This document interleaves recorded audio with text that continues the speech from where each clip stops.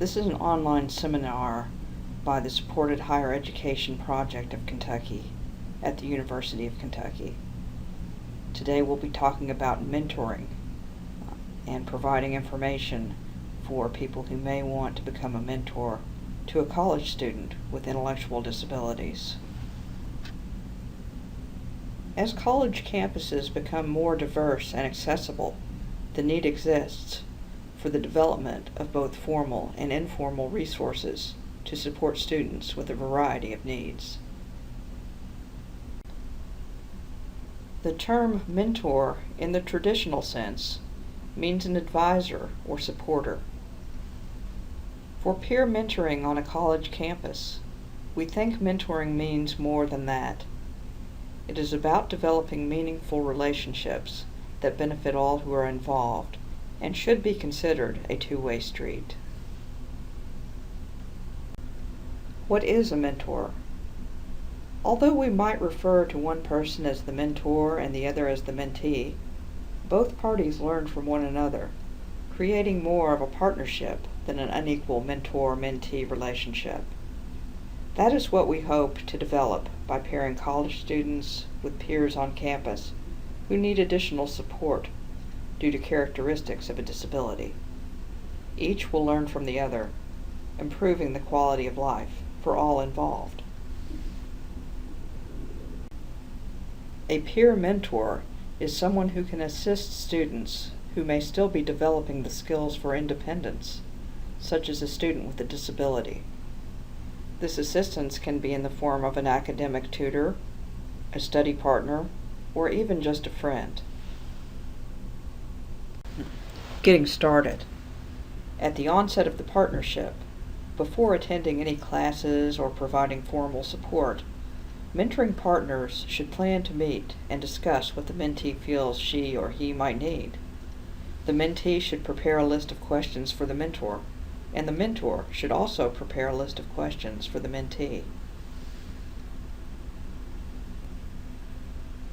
Some topics to consider for this initial meeting are the schedules and interests of each person in the partnership, goals for mentoring, any fears or concerns, what you both are hoping to gain from the experience, and types of supports that will be needed.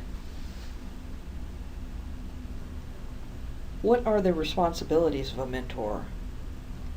Provide information and support to the mentee when requested. If you don't know the answer to a question, help the mentee access resources to find answers. Look for opportunities to build on the mentee's strengths and interests through extracurricular activities, campus events, organizations, and volunteer or job opportunities. Commit to a mentoring schedule and keep mentoring times open for mentoring. Contact the mentee ahead of time if you are unable to meet due to unforeseen circumstances. It is suggested that mentors and mentees exchange phone numbers for easy contact. Before attending a class with your mentee, check to see if the instructor has been contacted and introduce yourself to the instructor ahead of time. When providing support in the classroom, do so in the least intrusive manner. Ask the mentee if they would like you to sit near them or away from them. Provide prompting and encouragement as needed. Attend college events with the mentee to support him or her in the whole college experience. Devise a communication plan with the mentee's family members, if this is requested, to keep them up on assignments and homework. Honor the mentee's request for less support. However, notify the mentoring coordinator of this request as well. Notify the mentoring coordinator as soon as any problems or concerns arise. Maintain the confidentiality of your mentee. However, if problems or concerns should arise, please contact the mentoring coordinator immediately. If you are a mentee, you will also have responsibilities. Register during priority registration. Follow your class schedule and attend each class at the correct time, place, and day. Know or have available at all times your student ID card and number, email address, email username, and password. These will allow you access to email, Blackboard, student union activities, library services, and campus events.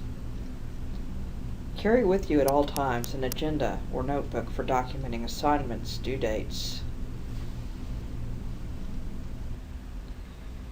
Further responsibilities of the mentee include turn in assignments on the scheduled due dates, email or call mentors for help with homework, access disability services for tests and other accommodations you may be allowed to have. Be kind to your mentor.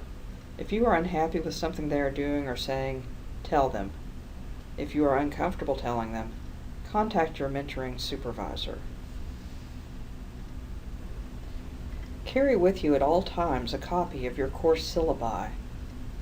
Contact the scheduled mentors ahead of time if unable to make it to campus. It is suggested that each mentee have a cell phone in which mentor phone numbers can be programmed, and that each mentee know how to use a cell phone. Check emails and Blackboard regularly, and set aside a time each week to complete homework, independent of your mentor and outside of your time on campus. Maintaining safe relationships is a responsibility of both the mentor and the mentee. Mentoring partnerships are supportive relationships in which both parties understand the boundaries of a friendship. Mentoring partnerships are not sexual relationships or boyfriend-girlfriend relationships. It is the expectation that mentoring partners honor one another and treat each other with the utmost respect.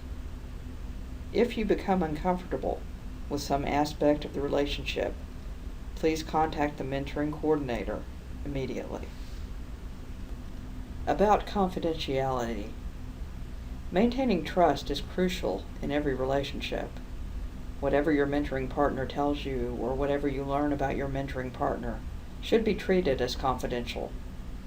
Please avoid sharing stories about your mentoring experience or your mentoring partner unless you have permission from your mentoring partner. However, if a mentoring partner reports abuse or discloses the intent to harm someone, this must be reported to the mentoring coordinator immediately. In-class supports.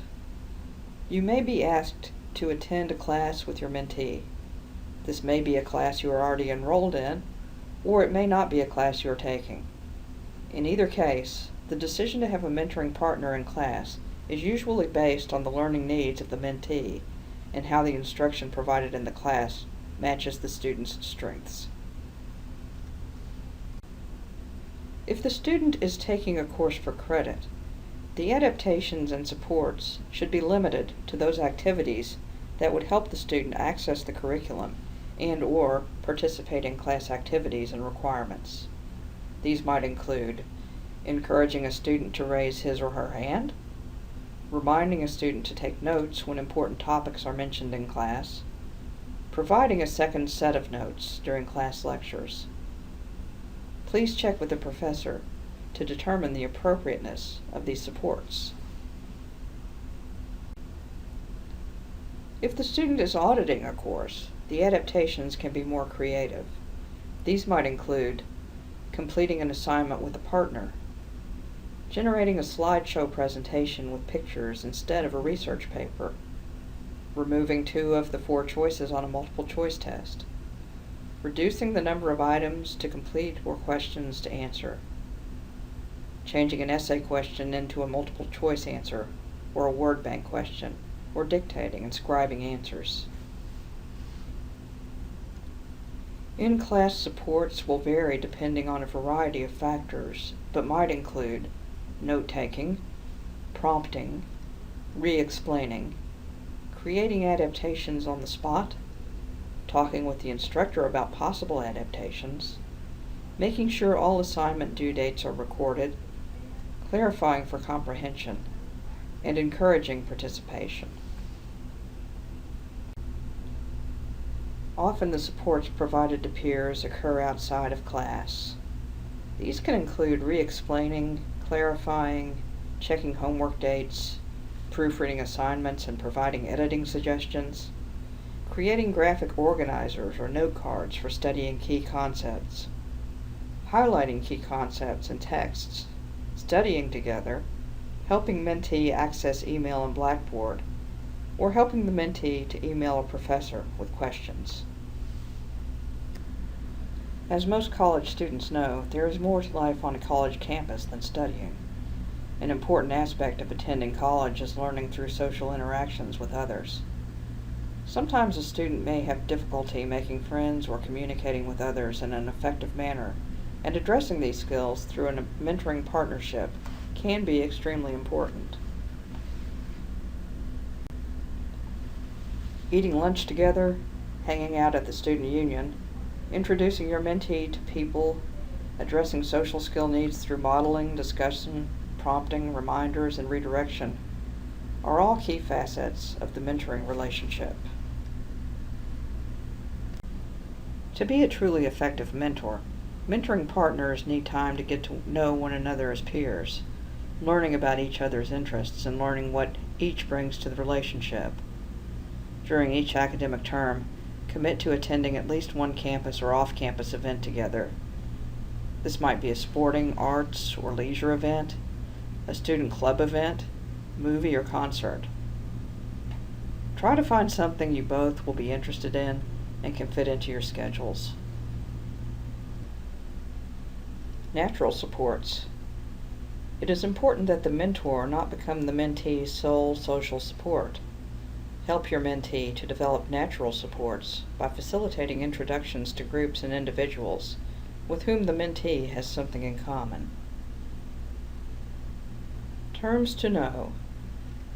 The mentor and mentee might benefit from reviewing some of the basic terms every college student needs to know. Some examples are syllabus, registration, credit hours, audit, FAFSA, GPA, Blackboard, and even spring break. Please bring any concerns or questions to the attention of the mentoring coordinators at the Supported Higher Education Project. For the Central Kentucky area, contact Dr. Beth Harrison at b.harrison@uky.edu or by phone at 859-977-4050. For Northern Kentucky University, contact Dr. Missy Jones. Her email is jonesme@nku.edu and her phone is 513-404-7038. Thank you.